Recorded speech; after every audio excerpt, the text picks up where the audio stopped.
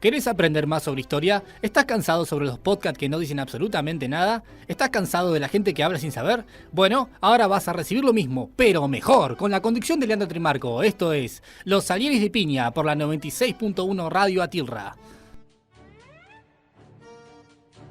Gracias por escucharnos en la 96.1 Radio Atilra. Esto es Los Salieres de Piña, con la conducción de Leandro Trimarco y la operación técnica de Nahuel Nores. Y en el capítulo de hoy nos corresponde hablar de otro aniversario del nacimiento de Mariano Moreno.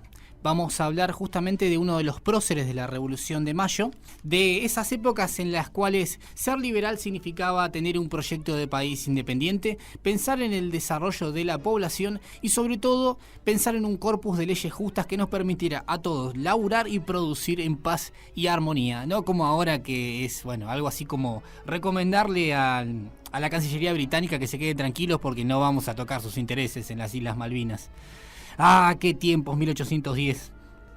Para arrancar este podcast, primero quiero hacer mención a algunos de los antecedentes antes de llegar al momento cúlmine de Mariano Moreno como figura política de la Revolución de Mayo. Para empezar, quisiera comentar, lo que un poco sabe todo el mundo, que es que Mariano Moreno justamente era doctor en leyes, recibido en Chuquisaca, en la Universidad de Chuquisaca, y con una actuación importante incluso antes de la Revolución de Mayo, representando a comunidades indígenas que justamente reclamaban el derecho de que se les quitara el trabajo forzado al cual eran obligados en Perú, en Bolivia y en el resto de los territorios del virreinato del Perú y posteriormente el virreinato del Río de la Plata. En ese momento el Imperio Español tenía esta relación bastante dura con las comunidades indígenas, a las cuales se las obligaba primero a desarraigarse, es decir, llevarlos muy lejos de donde vivían y por lo tanto básicamente deshacer la estructura familiar, y obligarlos a trabajar en condiciones completamente infrahumanas, expuestos a metales pesados que respiraban, por ejemplo el mercurio en las minas de Potosí. Y de esa manera no solamente generaban condiciones de vida infrahumanas, sino que en la mayoría de los casos reducían considerablemente la esperanza de vida de todas estas comunidades. Por lo tanto, hacia finales del siglo XVIII, hacia el 1790 y tantos, ocurre una polémica justamente en Cusco entre varios de los representantes tanto del virreinato, del poder virreinal, como de los indígenas, al respecto de si era posible establecer un trabajo forzado sobre los indígenas al ser estos también súbditos del rey. Ahí interviene justamente Mariano Moreno en favor de las comunidades aborígenes, tratando de disertar en contra de lo que era el trabajo forzado. En ese momento se lo llamaba mita, llanaconazgo o digamos de otras denominaciones, que básicamente consistía en eso, desarraigar gente, obligarla a trabajar como forma de pago de tributo. Ese es uno de sus antecedentes políticos más interesantes desde el punto de vista del derecho, sobre todo porque ya está planteando ideas que vienen justamente de Europa, de la Revolución Francesa, ideas del liberalismo, no solamente del liberalismo económico, sino fundamentalmente del liberalismo político, la idea de que debía existir una igualdad en la condición de los hombres, todos ellos sin distinción de raza o color de piel, y ese nuevo ordenamiento social era visto justamente como algo más justo. En ese sentido, Moreno chocaba directamente con la idea de los privilegios del antiguo régimen. Estamos hablando concretamente de todos los derechos que tenían por sobre las demás personas los nobles que estaban establecidos, los nobles españoles establecidos en América. Pero su intervención más importante en la vida política de lo que va a ser después el territorio de las Provincias Unidas viene justamente con una publicación que realiza Moreno, que va a ser la representación de los hacendados, en donde va a volcar justamente todo este corpus de ideas que había tomado de Europa, de la Revolución Francesa, de Rousseau, de Voltaire, entre otros, sobre todo de los economistas, y también de los economistas ingleses como Adam Smith. Va a volcar una visión completa, crítica sobre cómo era la economía del virreinato, cuál aspiraba a que fueran los cambios que debían realizarse, y por qué estos cambios iban a traer mejora tanto en el desarrollo de estos territorios americanos como en el de su población. En la representación que el apoderado de los hacendados de las campañas del Río de la Plata dirigido al excelentísimo señor virrey don Baltasar Hidalgo de Cisneros en el expediente promovido sobre proporcionar ingresos al erario por medio de un franco comercio con la nación inglesa, no tenés título, Mariano Moreno justamente expone toda esta serie de ideas que tenían que ver con el libre cambio. Vamos a contextualizar un poco a qué viene todo esto.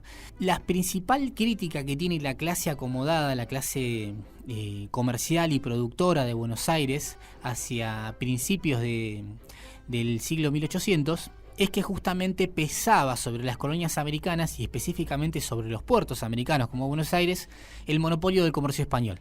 Había un conjunto de ciudades en España que tenían el control de todo el comercio y de la salida de bienes de lo que se producía en América. De esta manera podían vender los bienes industriales o semi-manufacturados que se producían en España, acá en los territorios americanos, pero en contrapartida solamente retiraban metales preciosos de lo que es el territorio americano y prácticamente no compraban nada de lo que acá se producía porque era muy difícil que llegara en buenas condiciones también a Europa. En esto también tenemos la competencia de una nación incipientemente industrial, cada vez más poderosa, con una enorme flota naval que estaba configurando un imperio alrededor de todo el mundo, que es justamente el Imperio Británico, Inglaterra. Inglaterra, que era librecambista, abogaba por el libre comercio, no por convicción, sino porque efectivamente le convenía, ya que producía muy barato y necesitaba que se liberaran los mercados en distintas partes del mundo para que pudiera volcar esa producción que no se podía vender en Inglaterra. Inglaterra abogaba en todo el mundo, ya sea a través del derecho o a través de las invasiones, por ejemplo, como fueron en 1806 y 7, porque los puertos justamente se abrieran. No había peor enemigo del monopolio español del comercio en América que Inglaterra justamente. Más allá de las operaciones militares inglesas, va a haber permanentemente una situación de contrabando a un lado y otro de el Río de la Plata, entre la banda oriental y Buenos Aires. En ese comercio justamente empieza a agrietarse la autoridad virreinal, ya que buena parte de los productos que se obtenían por el contrabando inglés eran de mucha mejor calidad y mucho más baratos que los que se traía de España. Ahí es donde entra esta idea de Moreno y de muchos otros liberales en ese momento de que era necesario el libre cambio en los territorios del Río de la Plata para que, por un lado, se pudiera aumentar los ingresos del erario público, de las arcas públicas, a través de cobrarle impuestos a este comercio, y por otro lado también para encontrarle una salida a la producción que se realizaba acá en América y que no podía llegar o que no era comprada o que no era de interés para justamente la metrópoli que era España. De esta manera, pensaba él, pensaban muchos, se podía incorporar parte de este presupuesto a desarrollar América. Dice Mariano Moreno en la representación de los hacendados: ¿cuál es el consumo que la metrópoli ofrece a nuestros frutos, o la activa exportación con que pueda suplirlo? Los pueblos que sostenían principalmente las relaciones ultramarinas gimen desolados bajo la opresión del enemigo. No hay fábricas en el día, ni podrán haberlas en mucho tiempo, porque los pueblos que han resistido el yugo opresor están todos ocupados en sostener su libertad. ¿Será justo que se envilezcan y pierdan nuestros preciosos frutos porque los desgraciados pueblos de España no puedan consumirlos? ¿Será justo que las abundantes producciones del país permanezcan estancadas porque nuestra aniquilada marina no puede exportarlas? ¿Será justo que aumentemos las aflicciones de nuestra metrópoli con las noticias de nuestra arriesgada y vacilante que se nos brinda con un arbitrio capaz de consolidar sobre bases firmes nuestra seguridad? ¿Será justo que presentándose en nuestros puertos esa nación amiga y generosa, habla de Inglaterra, ofreciéndonos baratas mercaderías que necesitamos y a España no nos pueda proveer, resistamos la propuesta reservando su beneficio a 4 mercaderes atrevidos que lo usurpan con un giro clandestino? Acá hay un montón para analizar. Para empezar, no hay que ver a Moreno como un liberal cipayo, como estamos acostumbrados después de la última dictadura militar a que todos los liberales son básicamente defensores de intereses extranjeros. No está hablando de Inglaterra en el sentido de que quiere reemplazar el yugo español por el yugo británico, como puede pasar, como podemos llegar a sospechar de un Rivadavia, sino que está pensando justamente en el interés propio, en el interés incipientemente nacional. La idea es que el comercio con Inglaterra justamente nos permita sacar nuestra producción para poder generar ingresos, para poder tener un ejército, para poder tener bibliotecas, escuelas, hospitales, para poder construir de a poco una nación y un estado. Hay un debate ahí entre Moreno y Belgrano, y bueno, entre otros representantes también de la Junta del 25 de mayo, acerca de si los frutos de la tierra, como él le llama, el cuero, los granos, todo lo que se exportaba desde Buenos Aires, debía tener algún tipo de manufactura, algún tipo de valor agregado. Hay algunos que sostienen que sí, que son los incipientes industrialistas, que van a debatir en estos términos con Moreno. Por otro lado, lo que plantea ahí también es una denuncia contra el contrabando, porque dice, está bien, está prohibido comprar y vender productos británicos en el Río de la Plata, pero al hacérselo por contrabando termina siendo el negocio de unos pocos vivos y todo ese dinero queda justamente en 2 o 3 comerciantes del puerto. Por último está la cuestión de que acá ya empezamos a pensar más desde el punto de vista de la política. ¿Qué le conviene a una nación? ¿Qué es lo más beneficioso para esta nación en términos comerciales y en términos de su relación con otros países? Que es algo que han hecho los países liberales, más exitosos justamente a finales del siglo XVII, finales del siglo XVIII y principios del siglo XIX, como Estados Unidos, por ejemplo, o Inglaterra, que es no ideologizar su relación con los otros países, sino justamente tratar de comerciar o de tener relaciones que los beneficien de la mejor manera posible. Así lo hizo Estados Unidos y le fue bastante bien. Argentina truncó ese proceso en algún punto. La idea de Moreno era justamente comerciemos con Inglaterra, pero comerciemos con el que sea, con el que nos convenga. No nos enamoremos de ese comercio, de ese vínculo, sino que tratemos de sostenerlo, siempre tratando de equilibrar el interés extranjero con el interés nacional. Asimismo, decía Moreno en uno de sus escritos, el extranjero no viene a nuestro país a trabajar en nuestro bien, sino a sacar cuantas ventajas pueda proporcionarse. Recibámoslo en buena hora, aprendamos las mejoras de su civilización, aceptemos las obras de su industria y franquémosle los frutos que la naturaleza nos reparte a manos llenas. Pero miremos sus consejos con la mayor reserva, y no incurramos en el error de aquellos pueblos inocentes que se dejaron envolver en cadenas en medio del embelesamiento que les habían producido los chiches y avalorios. Es decir, a contramano del liberalismo de Menem, por ejemplo, o de Milei o de Macri, en el cual el extranjero es un portador de todo el bien y todo lo bueno que hay que hacerse y no deben ponérsele trabas, acá se está pensando en una relación inteligente con el extranjero, una relación de beneficio mutuo, pero en la cual no nos dejemos envolver en una situación en la cual, como nos terminó pasando posteriormente, nos puedan vender todo pero nosotros no les podamos vender nada. Hoy el mundo está girando hacia una situación de multipolaridad, en la cual justamente se ven negociaciones muy tensas entre distintos bloques. La India, África, Rusia, Estados Unidos, China, tratando de romper justamente lo que fue durante muchos años la hegemonía norteamericana. Ellos te vendían todo, pero no le compran nada a nadie. De hecho, ni siquiera le compraron los limones a Macri, que tantos años estuvo tratando de vender. Esta idea ya la había pensado Moreno hace 200 años. Esto de que tengamos buenas relaciones comerciales, abrámonos al mundo, pero tengamos la precaución de que justamente esa relación sea beneficiosa para nosotros. Fíjense qué lejos está este liberalismo de principios del siglo XIX, del liberalismo torpe, del liberalismo burdo que tuvimos a finales del siglo XX. Esta representación de los hacendados en Moreno marca un punto de inflexión en lo que es el pensamiento liberal de lo que después va a ser los territorios de la Argentina. Fundamentalmente porque es un pensamiento liberal que va a quedar trunco, es un pensamiento liberal con un sentido nacional, orientado hacia el beneficio o el mayor beneficio del pueblo, que es muy diferente de lo que vamos a tener después con, por ejemplo, Rivadavia, Lavalle, o lo que vamos a tener después con Roca, inclusive posteriormente.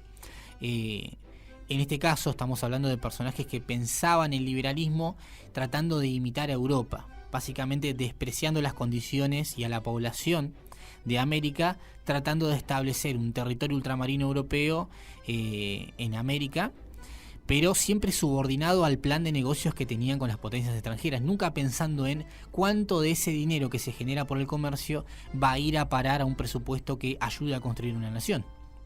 Y digo que es un punto de inflexión interesante también porque este proyecto de Moreno, que alcanza su punto álgido cuando justamente sucede la Revolución de Mayo, lo vamos a ver inmediatamente en la gestión que tiene Moreno al frente de la Junta. Si bien la Junta tiene varias figuras, entre ellas Cornelio Saavedra y Belgrano, que van a tener una actuación importante al respecto de los primeros hechos de la Revolución de Mayo, sí vemos en Moreno esta idea de, bueno, liberalicemos el comercio lo antes posible, aprovechemos sus virtudes e inmediatamente cuando empieza a reunir un presupuesto lo dedica a todo lo que crea concerniente que puede mejorar la situación de la Junta Provisional.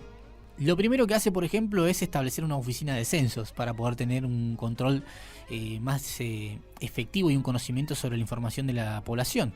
Presenta el proyecto de la Biblioteca Nacional. Establece el presupuesto para la Policía Municipal de Buenos Aires. Establece también parte del presupuesto para financiar los esfuerzos bélicos que va a llevar adelante justamente la Junta Provisional bonaerense.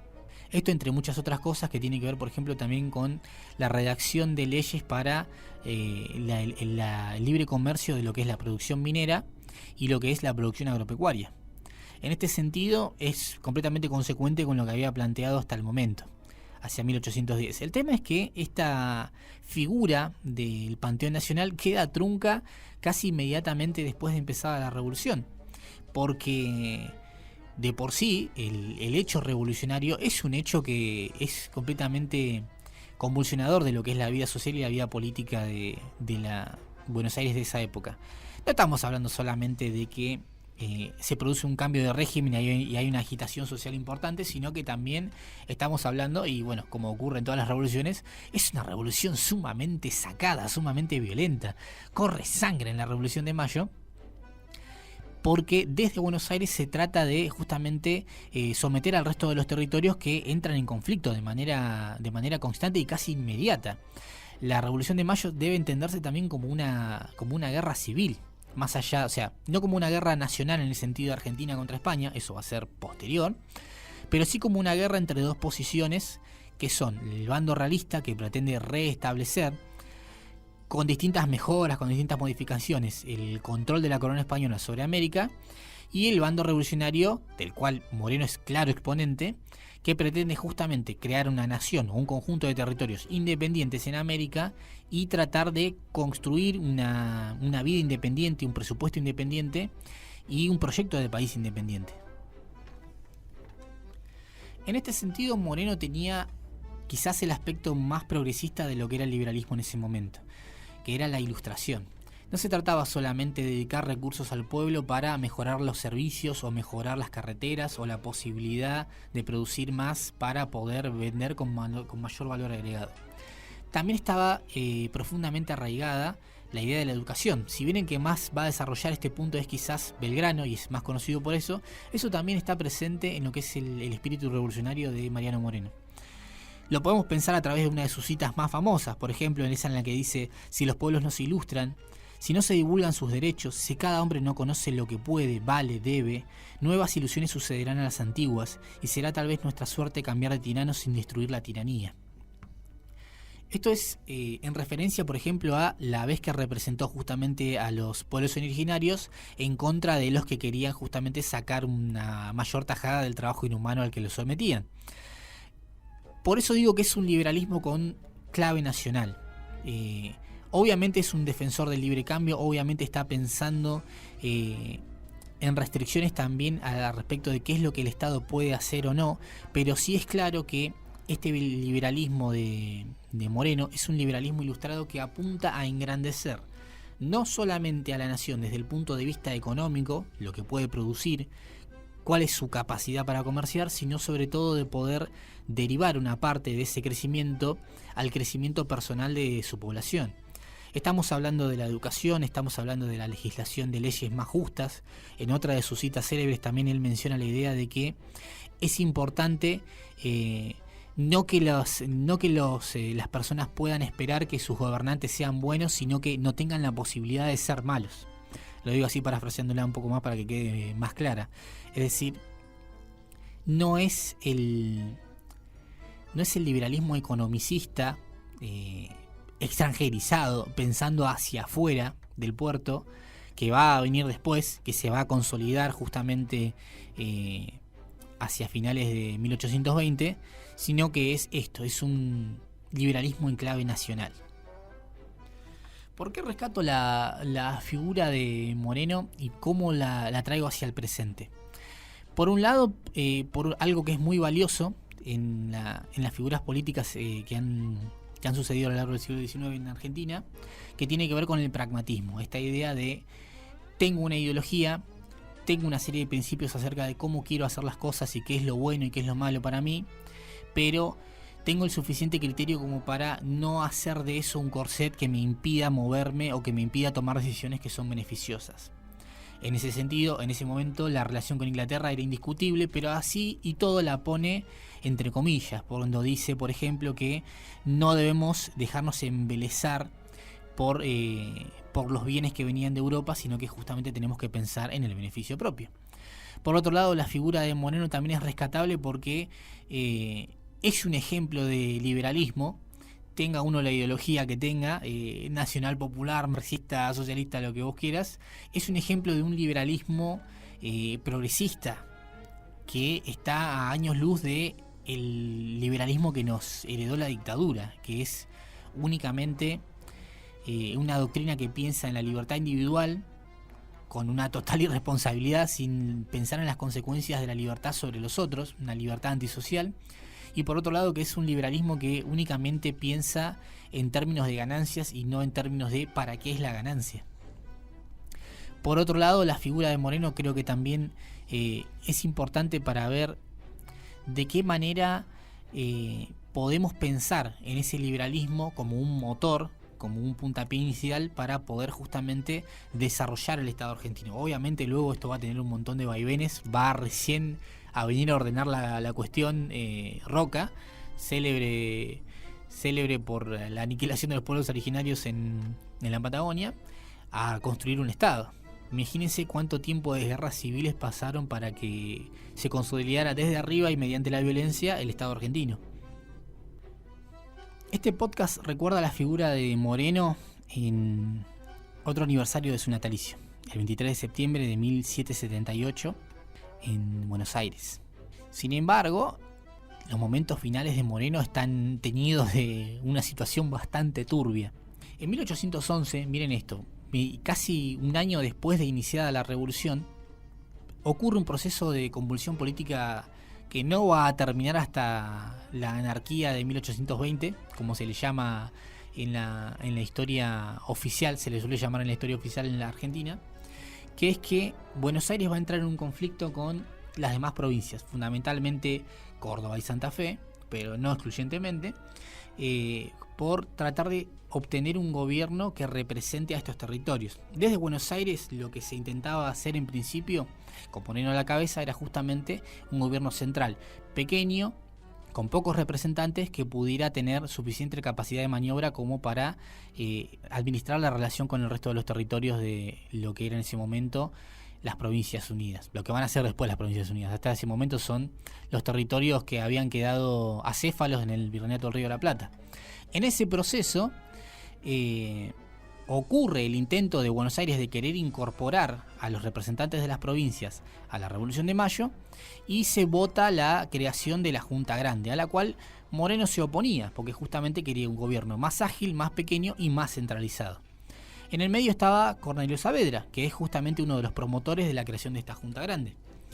Cuando se vota el proyecto y finalmente se consolida la Junta Grande en 1811, Mariano Moreno es derrotado políticamente, queda excluido de esta junta, y a modo de exilio político se lo envía en una misión diplomática a Brasil para luego partir a Europa.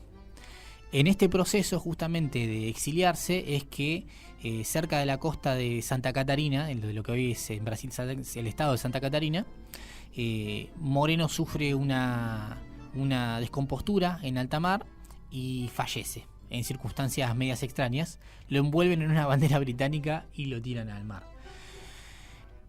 Hay muchas hipótesis al respecto de qué fue lo que pasó. En general se le suele atribuir muerte muerte por una sobredosis de fármacos que le había administrado su médico en ese momento. Y por supuesto que se generó la polémica acerca de si realmente había sido una mala praxis o un accidente, si había sido una descompostura o alguien lo había intentado asesinarlo. La cuestión es que hasta el momento no tenemos indicios de que Mariano Moreno haya sufrido ningún tipo de problema físico antes del abordaje. No hay motivos para pensar que haya habido una conjura inglesa contra él, porque justamente era un defensor, más allá de que un defensor un poco más moderado del comercio, pero un defensor al fin del libre comercio con Inglaterra. Entonces no hay elementos para pensar que le hubiese convenido al bando inglés sacarse de encima a Moreno mediante este método. Tampoco tenemos antecedentes de que Cornelio Saavedra u otros representantes de la Junta del 25 de mayo y luego de la Junta Grande mataran a sus opositores políticos. En tal caso, sí, Moreno, por ejemplo, fue uno de los artífices de la ejecución de Liniers. En ese sentido, no sabemos a quién le conviene el crimen de Moreno. Sí sabemos que se dio una instrucción rarísima, muy extraña, inédita hasta ese momento, de que en el caso de que el doctor Moreno falleciera durante el viaje, ya estaba establecido quién lo iba a reemplazar en su misión diplomática. Raro, por lo menos, extraño, hace pensar que tal vez algún miembro de la Junta tenía la intención de asesinarlo. Muchos apuntan a Cornelio Saavedra. Ahora hay que pensar también cuánto le hubiese convenido este crimen a Cornelio Saavedra si su rival político ya estaba derrotado y ya estaba camino al exilio. Para todos los que quieran abordar la figura de Moreno, bueno, hay bibliografía escrita a montones sobre esta figura del panteón argentino. Pero yo recomiendo dos puntuales, que son sus disertaciones al respecto de la condición de los indígenas y el trabajo forzado. Eso lo pueden encontrar en varios escritos que están compilados. Y por otro lado, recomiendo siempre leer La representación de los hacendados. No solamente por cómo nos ubica inmediatamente en cuál es el centro del conflicto entre el poder virreinal y los criollos patriotas, sino que también porque plantea desde una mirada liberal cuál era el diagnóstico del mal funcionamiento que había en ese momento de la economía del virreinato. Esto ha sido Los Salieres de Piña. Este fue el capítulo celebrando un nuevo aniversario del natalicio de Mariano Moreno. Espero que les haya gustado mucho, yo disfruté mucho haciéndolo. Le vuelvo a dar gracias a la radio por este espacio, a Nahuel Nores por la operación técnica y por la producción. Y si te gusta este podcast de Radio Tilra, te recomiendo también La Cuarta Cuerda, con la conducción de Eduardo Tula. Esto fue Los Salieres de Piña por la 96.1 Radio Atilra. Acordate que podés comunicarte con nosotros o encontrarnos en nuestras redes sociales: Facebook, Instagram, Twitter, YouTube, Spotify, y si no, también a través de la web de la radio, www.radioatilra.ar, donde podrás encontrar todos nuestros capítulos. Menos el de Cuba, por favor, no vean el de Cuba.